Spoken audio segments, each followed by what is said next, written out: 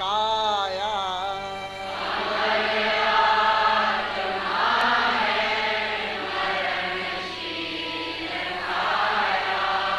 सभी प्राणियों के जो भीतर समाया।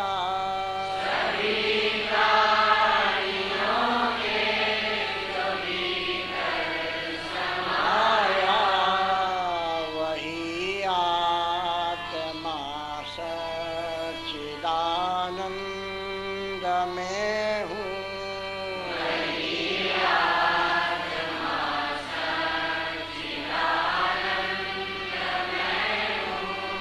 जिसे शस्त्र काटे न अग्नि जलावे।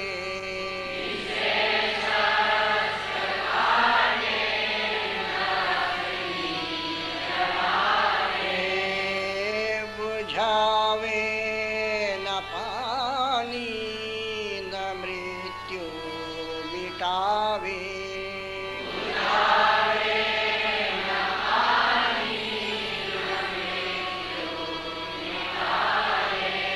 वही आत्मा सच्चिदानंद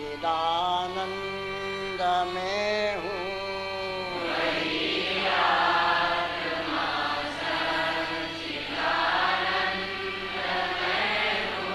है तारों सितारों में आलोक जिसका।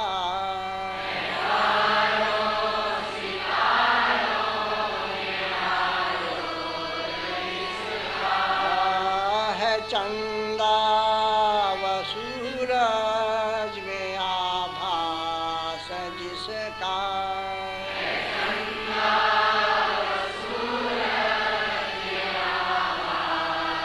जिसका वही आत्मा सच्चिदानंद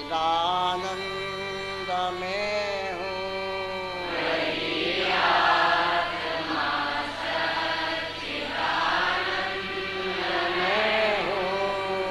अमर आत्मा सच्चिदानंद में हूँ।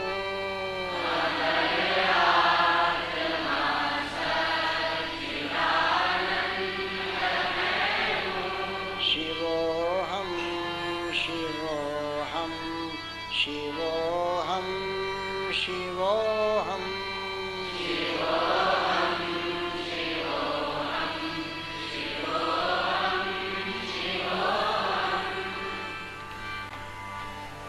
अब आंख बंद करके 10-15 सेकंड के लिए जितना लंबा हो सकता है ओम का उच्चारण।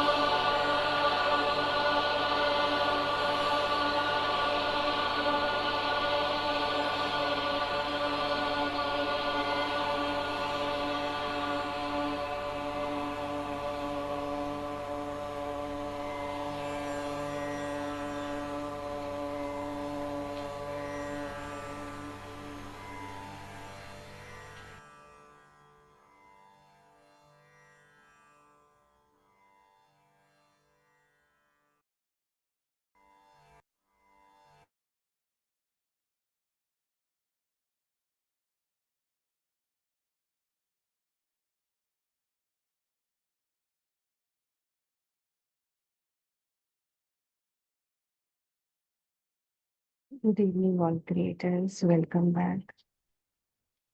Okay, 1 minute.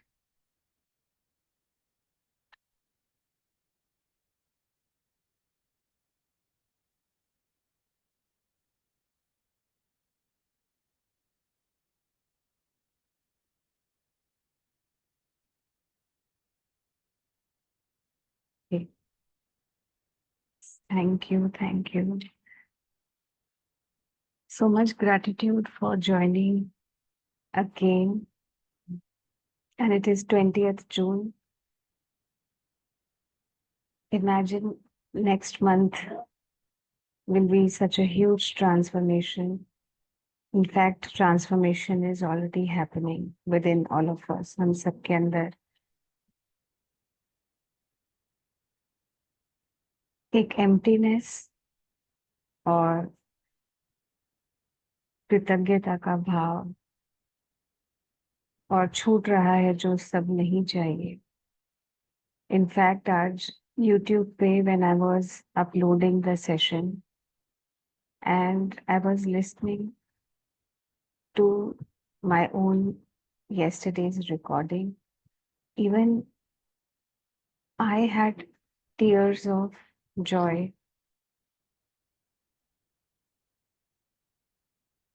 क्योंकि जो हमारे थ्रू इस समय एक परिवर्तन घट रहा है हमें उसका अंदाजा नहीं है. हम किस तरह से एक नए युग को वेलकम कर रहे हैं और आप सब हम सब उसकी फाउंडेशन है. We are one of the few front runners जो इस नए युग को वेलकम कर रहे हैं अपने अंदर से. बिकॉज जैसे हमने देखा the full game is inside out.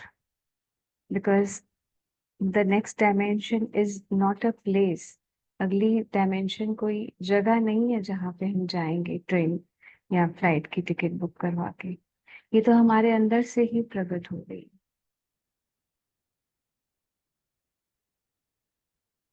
और जितना हम खाली होंगे, आज एक स्वामी जी को मैं सुन रही थी और बहुत प्यारी बात उन्होंने कही कि साधारण ही विराट है.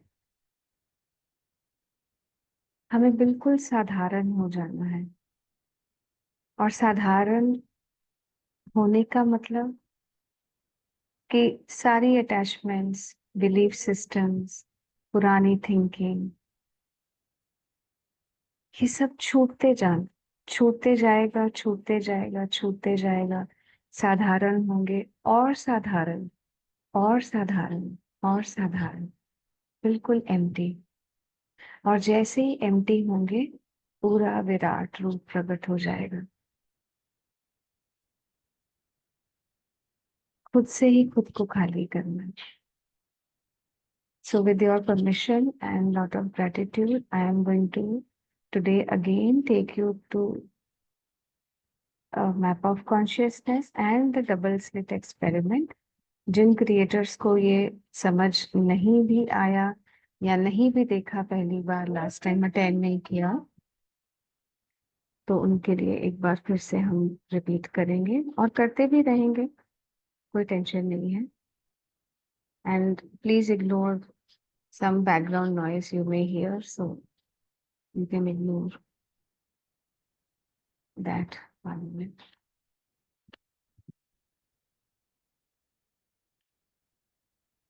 I will share the screen. हम पहले थोड़ा सा जस्ट एक विस्तार में मैप ऑफ कॉन्शियसनेस, फिर डबल स्लिट एक्सपेरिमेंट और मेडिटेशन में जाएंगे आज.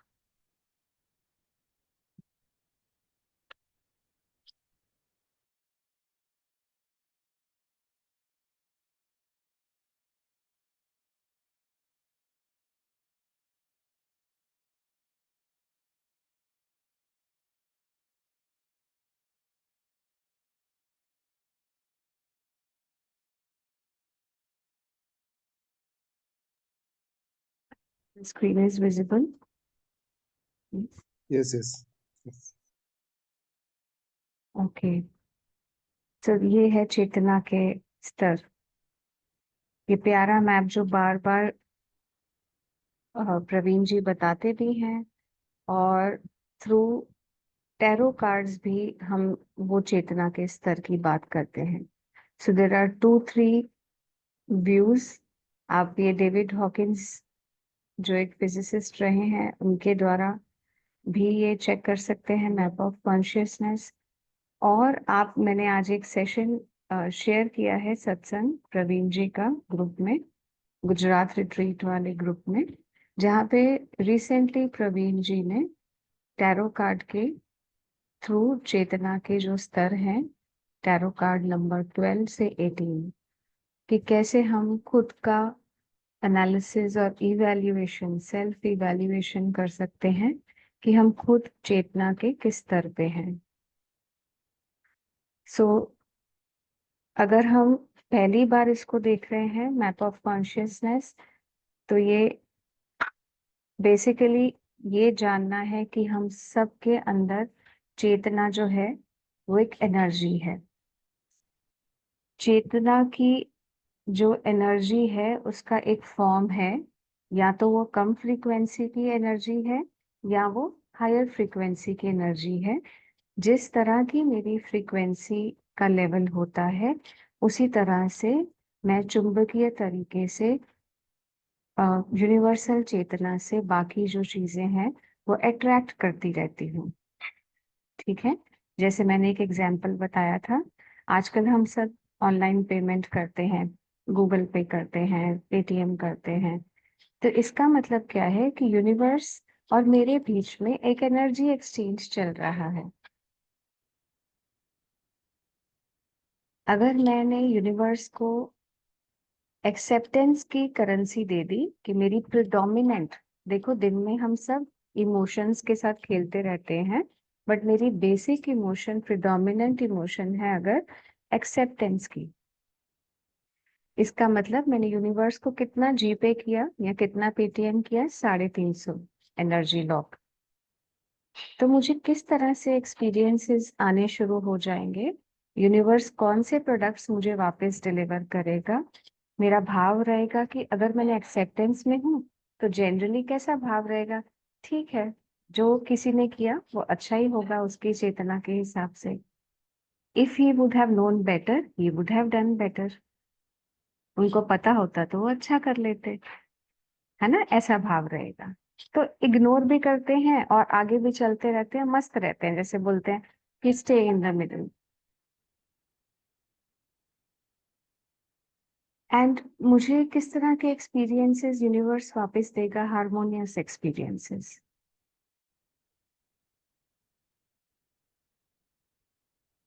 मर्सीफुल एक्सपीरियंसेस मेरा होगा कि हाँ सब कुछ अच्छा ही हो रहा है। और ट्रांसेंडेंस में आगे की तरफ चेतना के और विराट रूप के की तरफ चलने के लिए, अपनी हायर सेल्फ से कनेक्ट होने के लिए मैं रेडी रहूंगी। तो इसका मतलब क्या हुआ कि जैसा मैंने यूनिवर्स के साथ इंटरेक्शन की, एनर्जी की, उसी तरह से मुझे वापस मेरे एक्सपीरियंसेस क्रिएट हो गए। तो ये बहुत ही प्यारी चीज है। आप देख सकते हैं कि एनर्जी का अगर एक्सचेंज 20 से लेके 175 तक है, तो ये जो इंसान है वो, हमने देखा था पेंडुलम वाला वीडियो एक दिन, कि वो सर्वाइवल में फिर घूमता रहता है, हॉरिजॉन्टल व्यू ऑफ लाइफ में वो घूमता रहता है।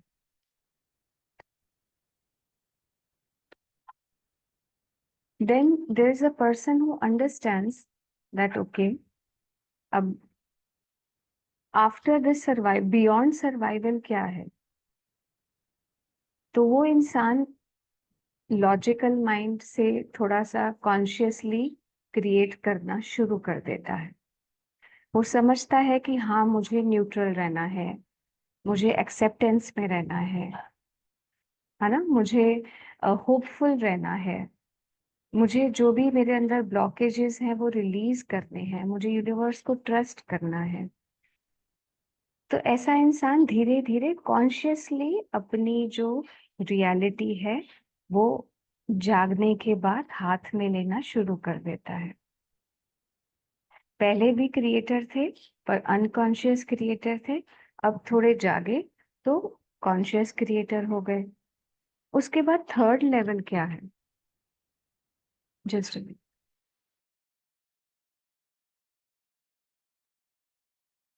थर्ड लेवल पे जब पहुंचे तो थर्ड लेवल पे अनकॉन्शियस काफी शांत हो गया और कॉन्शियस भी शांत हो गया। और उसके बाद जॉयफुल को क्रिएटर्स, सुपर कॉन्शियस जो है वो आपके साथ पार्टनर बन गया और चीजें अपने आप मिरेकुलसली होने लगी, वननेस में, लव में, ब्लिस का अनुभव, right? So these are the few movements जो प्रवीण जी कहते हैं कि अगर हम सेंटर में रहेंगे तो हम सर्वाइवल से निकल के, लॉजिकल माइंड से निकल के वर्टिकली हम स्पिरिचुअल या ब्लिसफुल पैराडाइम को हम एक्सपीरियंस कर पाएंगे। Joy, love, peace will become our predominant vibration. ऐसा नहीं है कि हमें गुस्सा नहीं आएगा, बट वो बहुत ब्रीफ होगा। रिएक्शन टाइम कम होगा, अटैचमेंट्स कम होंगी, और फिर हम वर्टिकल ग्रुप करेंगे। ठीक है, तो ये मैप ऑफ कॉन्शियसनेस इस तरह से आप समझ सकते हैं। और आप खुद भी अपना, अगर आपने पहली बार देखा है तो भी आप, अभी काफी दिन है हम रिट्रीट में आने से पहले, थोड़ा सा आपको, आप देखिए ये सब चीजें आपको पता होंगी। तो यही हमारी इच्छा है कि रिट्रीट में आप मैक्सिमम चीजें जो है वो, ज्ञान जो है वो अर्जित कर पाए और उसको समझ पाए। तो थोड़ा सा आप भी अपनी नॉलेज इंक्रीज करने के लिए एफर्ट्स कर सकते हैं। और ग्रेट अवेकनिंग ग्रुप में सब चीजें ये शेयर की गई हैं। ठीक है, मैं, ऐसा कुछ भी नहीं है जो मैं अलग से आपको बता रही हूँ। Now we will just do once double slit experiment so that you understand how, as a creator, मैं अपने experiences और reality को हाथ में लेती हूँ. So I will share double slit experiment once again, and we will repeat it 4-5 times so that you are very, very clear about it.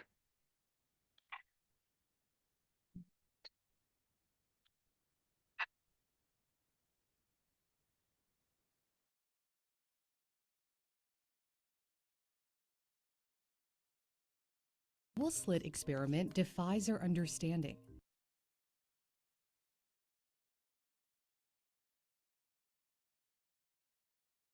Okay, experiment दिखाने से पहले, डबल स्लिट एक्सपेरिमेंट में आप देखेंगे लेफ्ट साइड में आपको एक gun दर्शाई गई है। ठीक है, ये गन से साइंटिस्ट्स ने जो एक्सपेरिमेंट की है, ये गन से पार्टिकल्स, प्रोटॉन्स जो है वो फायर हुए। और फिर हम बीच में देखेंगे डबल स्लिट, मींस दो स्लिट, इसी के लिए एक्सपेरिमेंट का नाम है डबल स्लिट। तो दो इस तरह से जो वर्टिकल जो छेद किए गए हैं, वहां से वो पास होंगे और पीछे एक स्क्रीन है। थर्ड एलिमेंट है कि गन से फायर हुए, दो स्लिट्स में से निकले, और पीछे वो क्या बिहेवियर दिखाएंगे। ये एक्सपेरिमेंट पूरे इसी चीज पे आधारित है। और इसी में से आपको क्रिएटर रियलिटी का जो एक क्या बोलते हैं, नेक्टर, जो एक हनी है, जो शहद है ना, वो मिलने वाली है। ठीक है, तो ये मेरे दिल के बहुत करीब है, बिकॉज मेरी जब जर्नी इस क्रिएटर रियलिटी को समझने में शुरू हुई, आज से करीब 9-10 साल पहले, तो इस चीज ने मेरी पूरी आउटलुक जो लाइफ की तरफ थी वो बदल दी थी। That's why I am so passionate कि आपको ये चीज समझ में आ जाए, क्योंकि ये इतनी प्यारी है ना, इसके बाद आप मुस्कुराते ही रहोगे। आपका आपको मतलब मैं आप सबका नाम मुस्कान रख सकती हूँ इसके बाद, क्योंकि इतनी प्यारी चीज है, इतनी क्लियर हो जाएगी आपको कि आप क्रिएटर कैसे हो। ठीक है, It involves a laser shooting beams of light particles called photons at a screen with two parallel slits. If we mark all the spots where the photons hit the second wall, we should expect to see two strips to correspond with the two slits. But that's not what we see. Instead,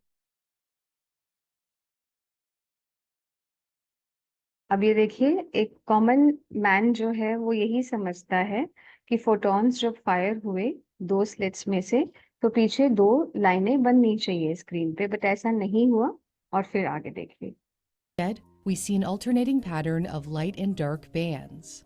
This is characteristic of the behavior of waves that pass through both slits simultaneously, interfering with each other to create the pattern on the second screen.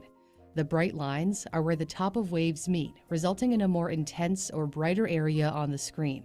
The darker bands are where the top of one wave meets the bottom of another, so they cancel each other out, resulting in a less intense or darker area on the screen. Here is a photo of a real interference pattern. The original double slit experiment was conducted in 1801 by British polymath Thomas Young. Since then, it's been performed with various types of particles, including electrons, and they were found to behave in the same way.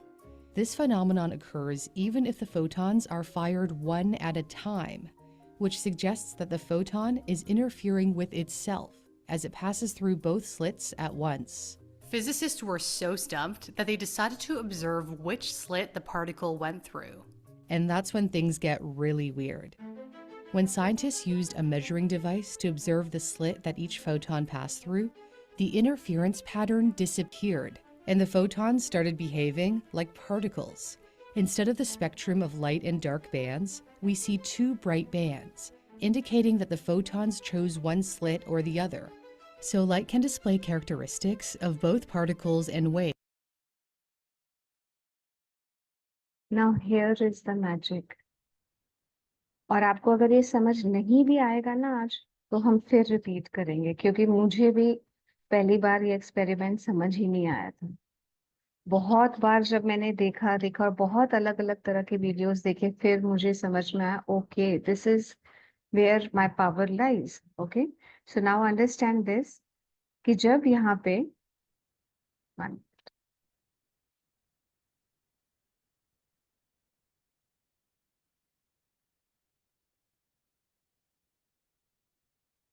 Okay, right, तो सबसे पहले हमने देखा कि जब photons fire हुए gun से, तो क्या हुआ, पीछे कितने अलग अलग पैटर्न्स बन गए।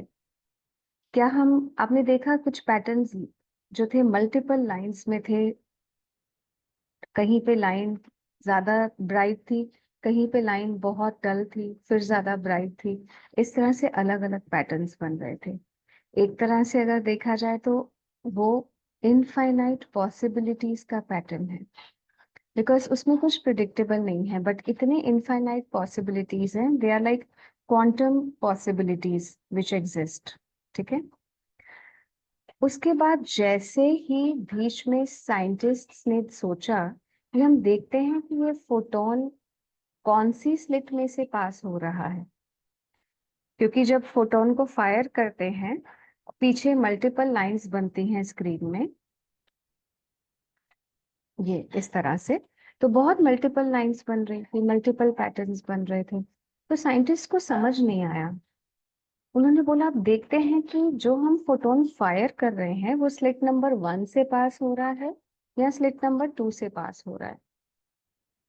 ओके, इतना ही करने पे बहुत चमत्कार हो गया। ये देखिए, वही गन, वही स्क्रीन, वही स्लिट और वही स्क्रीन, एक ही चीज नई इंट्रोड्यूस हुई थी इन तीनों के बीच में, और वो था ऑब्जर्वर। जैसे ही ऑब्जर्वर बीच में आया, फोटॉन्स का बिहेवियर पूरा फिर से बदल गया। इसका क्या मतलब है कि जब तक ऑब्जर्वर नहीं था, तब तक रैंडम पॉसिबिलिटीज और रैंडम परम्यूटेशंस, कॉम्बिनेशंस यूनिवर्स में एग्जिस्ट कर रहे थे, सब कुछ अवेलेबल था। पर जैसे ही ऑब्जर्वर, ऑब्जर्वर मतलब यानी आप, यानी हम, जब हम किसी चीज को ऑब्जर्व करते हैं, जैसे आपने बहुत मेडिटेशंस में सुना होगा कि जो मेरी प्रवीण जी बोलते हैं, अपने मन की आंखों से विजुअलाइज कीजिए। इसका मतलब इवन डेली प्रोग्रामिंग में वो बोलते हैं विजुअलाइज अ स्फीयर, या अगर स्फीयर विजुअलाइज नहीं कर सकते तो एक स्टेज को देखें, राइट। इसका मतलब क्या है कि हमारे आसपास चेतना में सब कुछ एग्जिस्ट ऑलरेडी करता है, राइट। पर जैसे ही मैंने ऑब्जर्व करना शुरू किया, वहां पे वो रियलिटी क्रिएट हो गई। अब ऐसा नहीं है कि पिराना तीर्थ धाम नया है, वो तो कितने 100 सालों से एग्जिस्ट कर रहा है। अब बीना भी कितने सालों से धरती पे एग्जिस्ट कर रही है, हम भी एग्जिस्ट कर रहे हैं। पर सब कुछ एग्जिस्ट करता है, पर जब मेरी इंटेंशन और मेरी सीड जो थी बीना जी की कि एक रिट्रीव सर अहमदाबाद में तो होगी ही, तो इसका मतलब बीना जी ने ऑब्जर्वर बन गई और वो रैंडम जो चीजें थी उसमें से स्पेसिफिक होने लगी और उनकी रियलिटी क्रिएट होने लगी। जैसे ही वो उन्होंने अपनी रियलिटी क्रिएट की, वैसे ही हम सब साथ में जुड़ गए। हम भी एक रैंडम की हाँ रिट्रीट कहाँ होगी कब होगी कैसे होगी, हमने भी विजुअलाइज करना शुरू कर दिया। और इतनी रैंडम पॉसिबिलिटीज में से हम सब ने चूज किया कि हम अहमदाबाद जाएंगे। और जैसे ही हम ऑब्जर्वर बने, पीछे स्क्रीन पे रियलिटी क्रिएट होने लगी। तो smallest of the particle, smallest of the atom पे जब ऑब्जर्वर लगा दिया जाता है, तो वहां रैंडमनेस से स्पेसिफिक रियलिटी जो आप चाहते हैं, जैसे आपका मैप ऑफ कॉन्शियसनेस में आपकी चेतना होगी, वैसी पीछे स्क्रीन पे रियलिटी आ जाएगी। कितनी मजेदार वीडियो गेम है, आप सोचिए। और उसका एग्जाम्पल आगे इसी वीडियो में दिया भी गया है। हाँ जी, ये देखिए। Behavior of the photons, almost as if they were aware they were being watched. It's kind of like how in a video game, the environment and objects only load when the player focuses on or interacts with them. The entire world isn't rendered all at once, allowing the game to save processing power and optimize resources. Likewise, light seems to behave like waves, but when we observe it, it's as if we're loading its properties, causing it to change and act like particles. Physicist Richard Feynman famously said, "The double slit experiment is absolutely impossible to explain in any." So do you understand this? कि light में दोनों शक्तियां हैं, वो wave भी है और वो पार्टिकल भी है। शायद वो चीज हमारी मिस हो गई। That this is a phenomena विच, या दिस वन, कि हम ऐसी जगत में रह रहे हैं जहाँ पे सब कुछ एग्जिस्ट करता है और फिर भी उसमें से हम कुछ क्रिएट कर रहे हैं। क्या प्यारी चीज है यार, सोचो। सब कुछ होते हुए भी हम क्रिएटर बन रहे हैं। क्या प्यारी वीडियो गेम है। एंड जो एग्जाम्पल आपने लास्ट में देखा, that this is like a video game. Video game static होती है, उसमें कोई कैरेक्टर मूव नहीं कर रहा होता, पर जैसे ही हम प्ले का बटन दबाते हैं और प्लेयर्स डिसाइड करते हैं कौन से प्लेयर्स मेरे साथ प्ले करेंगे या मैं सोलो प्ले करूंगी, and there we go, the game starts unfolding. Waves में से पार्टिकल बनते जाते हैं, बेसिस कि मैं कैसे क्या प्ले कर रही हूँ, किस तरह से प्ले कर रही हूँ, मेरे लेवल्स अपीयर होंगे, वीडियो गेम अनफोल्ड होगी, नेक्स्ट लेवल पे जाऊंगी और प्लेयर्स ज्वाइन होंगे, कुछ नया क्रिएट होगा। और हर बार ये इल्यूजन में से मैं कुछ ना कुछ क्रिएट करती रहूंगी। और दुनिया स्टैटिक भी है और दुनिया रैंडम भी है, डेस्टिनी भी है और फ्लेक्सिबिलिटी भी है हमारे पास। तो आपको समझ में आया हम किस तरह से डुअलिटी में है, कि सब कुछ निर्माण कुछ नहीं करना है, फिर भी मैं निर्माता हूँ। वेव में से पार्टिकल क्रिएट कर रही हूँ मैं, just by the sheer power of my observation. That's why Praveen ji always says that visualization जो है वो ह्यूमैनिटी के लिए वरदान है। इस तरह से इतना प्यारा टूल जो है ये, हम कभी भी अपनी रियलिटी को अपने हाथ में लेके बस इतना ध्यान में रखें कि मैप ऑफ कॉन्शियसनेस में मेरी चेतना कहाँ पे है। क्योंकि अल्टीमेटली जो मैं एनर्जी एक्सचेंज कर रही हूँ यूनिवर्स के साथ, वैसे ही पार्टिकल्स क्रिएट होते जाएंगे और वैसी ही वेव्स का जो फ्रीक्वेंसी है वो मेरे सामने अपीयर होंगी और उसी में से मैं पार्टिकल्स बना पाऊंगी। So I hope it is clear. And अगर नहीं भी क्लियर होगा तो भी टेंशन नहीं है, हम फिर दोबारा कभी रिपीट करेंगे। But as of now we have a short meditation and I will not take much time. Thank you for so much for patience. And we'll close with one meditation, which is very, very beautiful for today. which is we are moving towards golden era. Let me ask Krishna Raji and Veena ji if we can do it today or should we shift to tomorrow because it's 10:30 almost. Ji.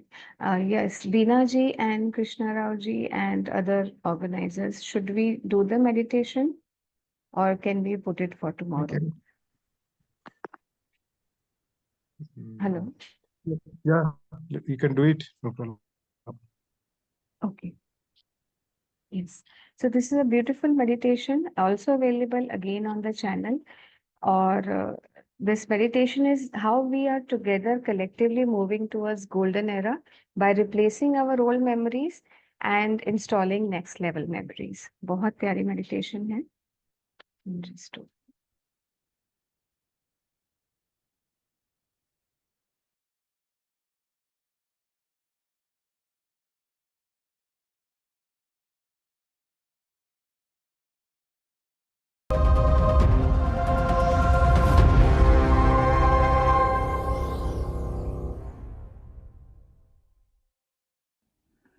Next dimension अगर complete all together different है तो इस new reality के लिए हमें जो भी dysfunctional है उसको भूलना है, नए के लिए जगह बनानी है।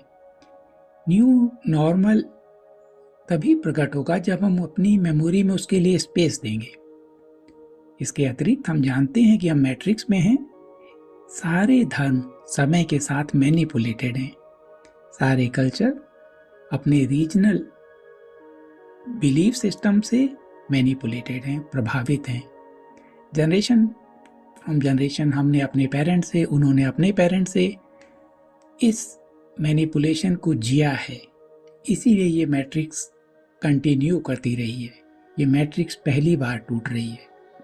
इसको अगर हम अपने हाथ से जकड़े रहेंगे तो ये टूटना कष्टदायी होगा। अपनी पकड़ ढीली करें, थोड़ी सी अंडरस्टैंडिंग, ओपननेस, अपनी कॉन्शियसनेस को एक्सपेंड करें। हो सकता है जो आज सुन रहे हो सही हो, गलत हो, इस भाव से किसी भी चीज़ को रिजेक्ट नहीं करना, अपनी पुरानी मान्यताओं को जकड़ना नहीं। हो सकता है वो भी सही हो, गलत हो। ओपननेस, ये ओपननेस पकड़ को ढीली करने में आसानी देगी। कॉन्शियसनेस में इतना स्पेस है कि आप कुछ भी चीज़ इसमें जगह की कोई कमी नहीं है।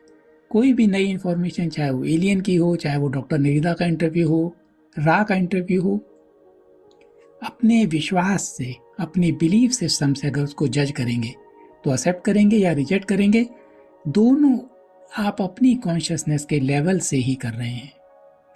हो सकता है कि आप गलत को एक्सेप्ट कर लें या जो सही है उसको रिजेक्ट कर दें, क्योंकि कॉन्शियसनेस उतनी ही सीमितता में देख पा रही है। तो कॉन्शियसनेस को एक्सपेंड करके, जगह बना के उसके लिए कि ठीक है वो एक कोने में ये इन्फॉर्मेशन आई है, मुझे नहीं पता सही है या गलत, कोने में पड़ी हुई है, जब कभी समय आएगा तो ये अपने आप प्रकट होगी। सेकंड पॉइंट जो हम जानते हैं, जिस हमारी मेमोरी कड़वाहट से, युद्ध की विभीषिका से, गरीबी से, हर चीज़ की कमी से, सामाजिक पैटर्न और बिलीफ सिस्टम से इतनी भरी हुई है, उसको छोड़ने की आदत। जो डिसफंक्शन है उसको छोड़ना, सिस्टम में जो कमी है उसको छोड़ना, और जो हमारी व्यक्तिगत कड़वाहट है, इन सब को छोड़ने के लिए, इन सब को छोड़कर ही हम नए डायमेंशन के लिए, जो हमारा डीएनए इनएक्टिव है वो एक्टिव होना शुरू होगा जब हम इस जकड़न को छोड़ेंगे। तो ये मेडिटेशन हम करते हैं अपने पुरानी मेमोरी को नई मेमोरी से रिप्लेस करने के लिए। हम इस मेडिटेशन को करते हैं अपने शरीर के प्रति जागरूक हों, घुटने एक दूसरे से अलग, कमर सीधी, तालू जीभ को मोड़ के तालू से लगा लें। थोड़ा सा सांस पे ध्यान, हम मेडिटेटिव स्टेट में हैं क्योंकि काफ़ी समय से इसी विषय पे बात कर रहे हैं, फिर भी थोड़ा सा अवेयरनेस। इमेजिन करें कि जो यथा ब्रह्मा तथा पिंडी, जो हमारा शरीर है, ये ब्रह्मांड का एक हिस्सा है, फ्रैक्टल, एग्जैक्ट कंप्लीट यूनिवर्स है हमारे शरीर के अंदर। अब शरीर को अगर हम माइक्रोस्कोप से देखें, शरीर के अंदर सेल कंप्लीट यूनिवर्स है। सेल के अंदर कोर, अगर और इसको बड़ा करें, सेल के कोर में जाएं, कंप्लीट यूनिवर्स है, लाइफ है, मेमोरी है, कॉन्शियसनेस है, जीवन है। अगर और इसको बड़ा करके देखें, एटम है, एटम कंप्लीट यूनिवर्स है, लाइफ है, मूव कर रहा है। एटम के अंदर भी जितना भी अंदर तक जाएंगे कंप्लीट यूनिवर्स मिलेगा। फ्रैक्टल है, सब कुछ फ्रैक्टल है। शरीर से बाहर अगर हम टेलीस्कोप से देखें, पृथ्वी कंप्लीट यूनिवर्स है। कितना ऑर्गेनिज्म है, कितनी बड़ी जीवन है पृथ्वी के ऊपर। हमारा सोलर सिस्टम अगर हम टेलीस्कोप से और बड़ा करें, कंप्लीट यूनिवर्स है। हमारी गैलेक्सी कंप्लीट यूनिवर्स है। इसके बाहर अनंत गैलेक्सीज हैं। जितना भी हमारी सोच के है, विज्ञान की सीमा है, लेकिन कॉन्शियसनेस की और इस ब्रह्मांड अनंत है, इसकी कोई सीमा नहीं है। जितना भी बड़ा करते जाएंगे कंप्लीट यूनिवर्स मिलेगा। अगर हम दोनों शरीर के अंदर स्मॉलेस्ट और शरीर के बाहर जितना भी बड़ा है, इन दोनों के बीच, इन दोनों के प्रति एक साथ जागरूक हो। फ्रैक्टल बीच में सिर्फ शरीर का जो बॉर्डर है, इसकी सीमाएं हैं। जब हम दोनों के प्रति, जैसे ही मैं कहूंगा इस मोमेंट पे अवेयर होंगे, तो ये बॉर्डर डिसअपीयर हो जाएगा। शरीर के अंदर से अंदर, अंदर से अंदर स्मॉलेस्ट, बाहर से बाहर, बिगर से बिगर, नाउ एक साथ। जो हमारे बॉर्डर हैं सिल्वर लाइन की तरह, ये डिसअपीयर हो गए। एक सेकंड के लिए डिसओरिएंटेड हो गए, हम क्या हैं, कुछ नहीं, सब कुछ एक है। यही वननेस है। विजुलाइज करें, अपनी मन की आंखों के सामने विजुलाइज करें एक चमकता हुआ प्याज। प्याज पे परतें हैं, परतों के अंदर परतें हैं, मल्टीपल परतें हैं, और हर परत के अंदर फिर मल्टीपल परत हैं। ये परतें हमारी मेमोरी की layers and layers, layers and layers हैं। अगर आप तैयार हैं तो इन लेयर्स को रिप्लेस कर सकते हैं नए युग की मेमोरी के लिए। प्याज के ऊपर लिखें गोल्डन कलर से 1 1 1, कमांड दें रिप्लेस। ये प्रोग्राम अपना काम करना शुरू कर चुका है। ये प्रोग्राम बहुत इंटेलिजेंट है। ये बैकग्राउंड में डिस्क्रीट तरीके से मेमोरी को रिप्लेस करने के लिए एक्टिव हो चुका है। Dysfunctional memory, fake memory, manipulated memory, युद्ध और बीमारियों की मेमोरी, संघर्ष की मेमोरी को ये प्रोग्राम नई मेमोरी से रिप्लेस करने के लिए कंटिन्यूअस बैकग्राउंड में काम कर रहा है। स्टेप बाय स्टेप एक लेयर को क्लीन करने के बाद ऑटोमेटिकली सेकेंड लेयर में, उसके डीप लेयर में, और आखिरी लेयर तक, और एक साइकिल खत्म होने के बाद फिर सेकेंड साइकिल, और इसी तरह थर्ड साइकिल खत्म होने पे हमारी कंप्लीट मेमोरी रिप्लेस हो जाएगी न्यू मेमोरी से। नई मेमोरी, प्रेम की मेमोरी, वननेस की मेमोरी, एक ऐसी उत्साह की मेमोरी जो हमारी कल्पनाओं से भी परे है। हम नए युग के लिए, नए युग की मेमोरी के साथ हमारा डीएनए एक्टिवेशन शुरू हो जाएगा। ये प्रोग्राम हमारे एग्जिस्टेंस के सभी स्तरों पर बैकग्राउंड में काम कर रहा है। कंप्लीट 3 साइकिल्स के बाद हम मैट्रिक्स के एग्जिट गेट पे, ग्रैंड पोर्टल पे खड़े होंगे, मैट्रिक्स से हमेशा के लिए मुक्ति। ब्रह्मांड को इस अवसर के लिए महान कृतज्ञता के साथ धन्यवाद देते हुए इस रियलिटी को जो हमने आज क्रिएट की है इसको एक बार फिर फिक्स करते हैं ताकि ब्रह्मांड के सारे पार्टिकल आज और आज के बाद हमेशा के लिए इस रियलिटी को क्रिएट करने के लिए सक्रिय रहते हैं। इसी धन्यवाद के साथ जब तक चाहें आप ध्यान की अवस्था में बैठ सकते हैं और अपनी कन्वीनियंस के हिसाब से आंखों को खोल सकते हैं।